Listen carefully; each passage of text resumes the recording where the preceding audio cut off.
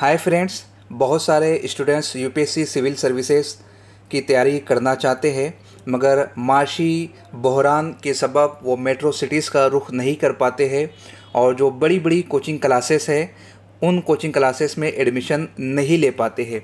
इसीलिए हमने एक सिलसिला शुरू किया है, Jamia Millia Islamia Hamdard study circle, Zakat foundation of India, Aligarh Muslim university.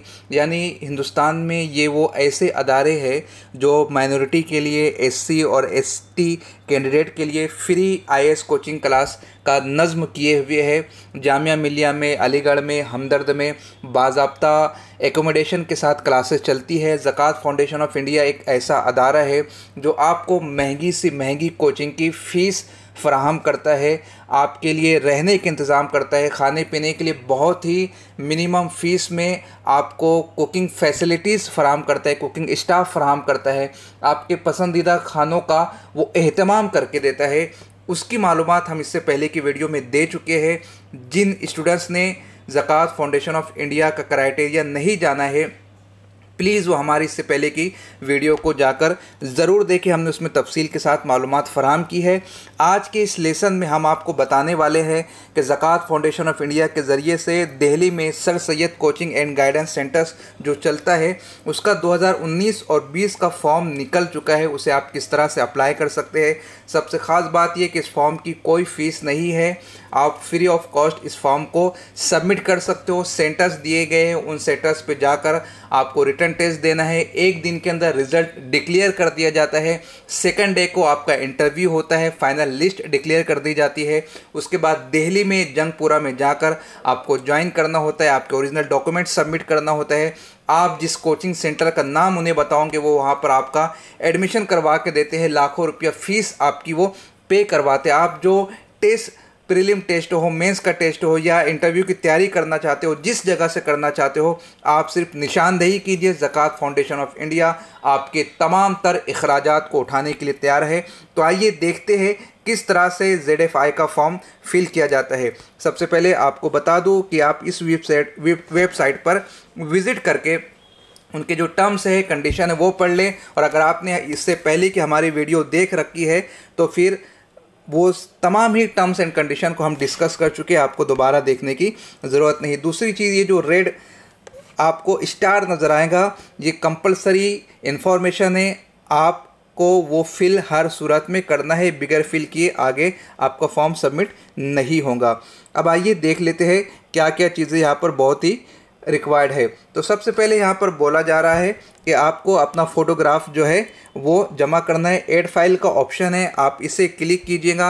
आप अगर लैपटॉप के ज़रिए से फॉर्म फिल कर रहे हैं, आपके लोकेशन में जाके आपके फ़ोटोग्राफ को ऐड कीजिए। अगर आप मोबाइल के ज़रिए से फॉर्म फिल कर रहे हैं, आपने गैलरी में रखा है, कहाँ किस स्टोरेज में, किस फोल्डर में आपका फ़ोटो जाकर ऐड कीजिए और यहाँ पर उसको लिंक कीजिए। उसके बाद सेंटर ऑफ एग्जामिनेशन यहाँ पर बताया जा रहा है। देखिए, न्यू दिल्ली में सेंटर है, भोपाल में है, कोलकाता में है, श्रीनगर में है, मल्लापुरम में है, लखनऊ में है, वडोदरा में है, औरंगाबाद में है। तो आप अपनी रियासत के अकॉर्डिंग यहाँ पर सेंटर सिलेक्ट कर सकते हैं कि जहाँ पर आप आसानी के साथ पहुँच जाए। पहले दिन आपका रिटर्न टेस्ट होता है, उसका पैटर्न क्या हम इससे पहले की वीडियो में बता चुके हैं। सेकंड डे आपका इंटरव्यू होता है, फाइनल लिस्ट डिक्लेयर कर दी जाती है वेबसाइट पर। उसके बाद आपको दिल्ली में जाकर ज्वाइन करना होता है। मेरे लिए औरंगाबाद करीब है तो मैं औरंगाबाद सिलेक्ट करता हूँ। उसके बाद आप अपना नाम यहाँ पर फिल कीजिएगा। नाम फिल करने के बाद आप लास्ट नेम फिल कीजिएगा, कैटेगरी फिल कीजिएगा। कैटेगरी में आपको बताना है कि आप जनरल कैटेगरी से बिलोंग करते हो या फिर एससी कैटेगरी से बिलोंग करते हो या फिर एसटी से बिलोंग करते हो या फिर ओबीसी से या फिर आप कश्मीरी रेसिडेंट है। आपको अपनी कैटेगरी यहाँ पर मस्ट है, स्टार का निशान लगा हुआ है, बतानी होंगी।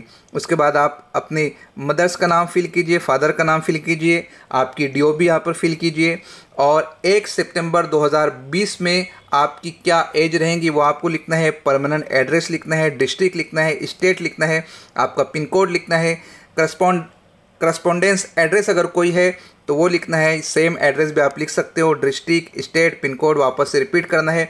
आपको वो अपना ईमेल आईडी यहाँ पर इंसर्ट करना है जो आप रेगुलर यूज़ करते हो, रेगुलर देखते हो, इसलिए कि यहाँ का हॉल टिकट, एडमिट कार्ड आपको ईमेल पर ही सेंड किया जाता है।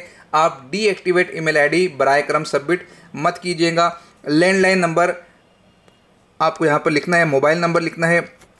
आ जाते हैं एजुकेशनल क्वालिफ़िकेशन में, तो यहाँ पर आपको सेकेंडरी स्कूल एग्ज़ामिनेशन यानी जो हाई स्कूल है उसके हवाले से मालूमात देनी है। आपने कौन कौन से सब्जेक्ट्स लिए थे वो तमाम सब्जेक्ट्स यहाँ पर आप लिखेंगे।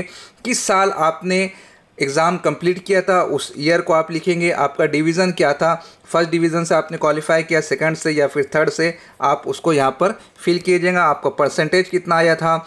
उसके बाद सीनियर सेकेंडरी स्कूल में यानी 12th में आपने किस बोर्ड से, किस यूनिवर्सिटी से, किस इंस्टीट्यूशन से 12th कंप्लीट की थी, आपको यहाँ पर उसकी मालूमात फराहम करनी है। कौन कौन से आपके सब्जेक्ट्स थे, आपकी फ़ैकल्टी कौन सी थी, किस साल आपने कंप्लीट किया, आपने डिवीज़न कौन सा हासिल किया था, फर्स्ट सेकंड थर्ड, उसकी मालूमात देनी है। कितना परसेंटेज आपको मिला था। फिर आ जाते ग्रेजुएशन में। ग्रेजुएशन में आपने बीए किया है, बीएससी किया है, बीकॉम किया है, एमबीबीएस किया है, बीटेक या बीई या बीबीए, बीसीए, बीआईटी या फिर अदर में अगर आपने ऐसा कोई बैचलर कोर्स किया है, ग्रेजुएशन किया है जो ऊपर आपको नज़र नहीं आ रहा है, तो आप यहाँ पर उसको स्पेसिफाई कर सकते हैं आपके आंसर में। आपका बोर्ड कौन सा था ग्रेजुएशन का, या यूनिवर्सिटी कौन सी थी, इंस्टीट्यूशन कौन सा था, उसको भी आपको फिल करना है। ग्रेजुएशन के आपके सब्जेक्ट कौन से थे वो आपको लिखना है। किस साल आपने ग्रेजुएशन कंप्लीट किया वो लिखना है। आपने ग्रेजुएशन में कौन सा डिवीज़न हासिल किया था, फर्स्ट सेकंड थर्ड, उसकी मालूमात आपने फराहम करनी है। परसेंटेज कितना था। आ जाते हैं पोस्ट ग्रेजुएशन पर। पोस्ट ग्रेजुएशन में आपने एमए किया, एमएससी किया, एमकॉम किया, एमबीए किया, एमसीए किया, एमटेक, एलएलबी या फिर अदर। देखिए ग्रेजुएट के लिए उन्होंने टर्म्स लगा रखी है जो हमने इससे पहले की वीडियो में बयान कर दी थी। आर्ट्स फैकल्टी के कैंडिडेट को वो अलाउ नहीं करते हैं, लेकिन पीजी करने के बाद वो अलाउ करते हैं, पीएचडी करने के बाद वो राहत फराहम करते हैं। उन टर्म्स कंडीशन को आप पिछली की वीडियो में जाकर ज़रूर देखें। अगर मास्टर डिग्री में आपने कोई ऐसी डिग्री कर रखी है जो आपको यहाँ पर कैटेगरी में नहीं शो कर रहा है, तो आप अदर्स में उसको टिक करके यहाँ पर मेंशन कर सकते हैं आपके आंसर में। पीजी का आपका बोर्ड कौन सा था, या किस यूनिवर्सिटी से आपने पीएचडी की है, या किस इंस्टीट्यूशन से आपने पीजी का कोर्स किया है, वो आपको स्पेसिफाई करना है। किस सब्जेक्ट से किया है वो लिखना है। किस साल कंप्लीट किया आपको वो लिखना है। आपका डिवीज़न क्या था वो लिखना है। परसेंटेज को आपको मेंशन करना है। अगर आपने कुछ अदर क्वालिफिकेशन हासिल की है उसे भी आपको यहाँ पर लिखना है। उसके बाद कि आपने इससे पहले सिविल सर्विसेज एग्ज़ाम को अपीयर किया है, कितनी मरतबा दिया है। एग्जामिनिंग बॉडी 1 2 3 3 ऑप्शन दिए। अगर आपने 3 मरतबा अपीयर किया है तो आप यहाँ पर उसका साल, उसके सब्जेक्ट्स आपने ऑप्शनल कौन से लिए थे, रिज़ल्ट क्या आया था, वो तमाम चीज़ें आपको यहाँ पर 1 2 3 की पोजीशन में लिखते जाना है। और अगर नहीं किया है तो फिर आपको लिखने की ज़रूरत नहीं, यहाँ पर स्टार का निशान नहीं है, आप आगे बढ़ सकते हैं। उसके बाद एक क्वेश्चन पूछा गया कि आपने 2019 के प्रीलिम का फॉर्म फिल किया है। अगर आपने फिल किया है तो यस कीजिए, नहीं किया है तो आप नो देकर आगे बढ़ जाइए। आपका सोर्स ऑफ इनकम क्या है, आप फाइनेंशियली कैसे है, वो भी ज़कात फाउंडेशन ऑफ इंडिया देखता है। अगर आप बहुत ही अमीर घराने से ताल्लुक़ रखते हैं तो ऐसी सूरत में आपको फेलोशिप अवार्ड नहीं की जाएंगी। ये माइनॉरिटी, एससी, एसटी के उन कैंडिडेट्स के लिए है जो मुस्तहिक है, जो गरीब है, जो नादार है, जो महंगी कोचिंग सेंटर्स में जाकर अपनी पढ़ाई मुकम्मल नहीं कर सकते हैं। तो सोर्स ऑफ इनकम आपका क्या है, सेल्फ है, पापा जॉब पर है, क्या है आपको वो लिखना है। डिजिग्नेशन क्या है, मंथली इनकम क्या है, फादर का प्रोफेशन क्या है, मंथली फादर की इनकम क्या है, मदर क्या है, हाउस वाइफ है या जॉब करती है, उसकी मालूमात आपको फराहम करनी है। आपके ब्रदर का नाम क्या है, उनका प्रोफेशन क्या है, उनकी मंथली इनकम क्या है। अगर दूसरा भाई है उनका नाम, उनका प्रोफेशन, उनकी डिजिग्नेशन, उनकी मंथली इनकम। अगर तीसरा भाई है उसकी मालूमात भी आपको यहाँ पर लिखना है। चौथा अगर भाई है उसकी मालूमात भी यहाँ पर आप देखिए। इस पर स्टार नहीं बना हुआ है। सिस्टर अगर आपकी है उसकी मालूमात भी आपको यहाँ पर फराहम करनी, 1 है, 2 है, 3 है, आपको यहाँ पर फॉर्म में एंट्री करते जाना है। 5 भाई और 5 बहनों का कॉलम यहाँ पर दिया गया है। उसके बाद आपको ख़ास तौर पर 2020 के लिए आप कौन सा ऑप्शनल सब्जेक्ट चूज़ करना चाहते हो वो लिखना है। इसलिए कि ऑप्शनल सब्जेक्ट के अकॉर्डिंग ये बैच बनाते हो और अलग, चूँकि ऑप्शनल सब्जेक्ट एक वेटेज रखता है सिविल सर्विसेज एग्ज़ाम को क्वालिफाई करने के लिए, और उसके बाद ये डिसाइड करते हैं किस तरह से किस कोचिंग सेंटर में एडमिशन दिलवाया जाए या ऑप्शनल के लिए किस टीचर को इन्वाइट किया जाए। उसके बाद आपको सबमिट करना है। आपके ईमेल आईडी के ऊपर एक मेल आ जाएगा थैंक यू बोलकर। अगर नहीं भी आता है चिंता करने का कोई विषय नहीं है, एग्ज़ाम से पहले पहले आपके ईमेल आईडी पर हॉल टिकट आ जाएगा। लाखों बच्चे, हज़ारों बच्चे इसमें फॉर्म फिल करते हैं, लेकिन सिलेक्शन सिर्फ होता है 60 बच्चों का या 120 बच्चे का। ये एंट्रेंस को चेक करते हैं, आपका आईक्यू लेवल चेक करते हैं, आपकी पर्सनालिटी को देखते हैं, आपका एस्से राइटिंग के हवाले से वो जांच करते हैं और उसके बाद सिलेक्शन करते हैं। तो आप बेसिक रिक्वायरमेंट जो है स्टडी की, आप उसे कंप्लीट करके इस एग्ज़ाम को अपीयर कीजिए, वरना निराशा हाथ आ सकती है। ज़ौक़ है, जज्बा है, मेहनत है, लगन है, हर साल बच्चे क्वालिफाई कर सकते हैं, तो आप भी क्वालिफाई कर सकते हो।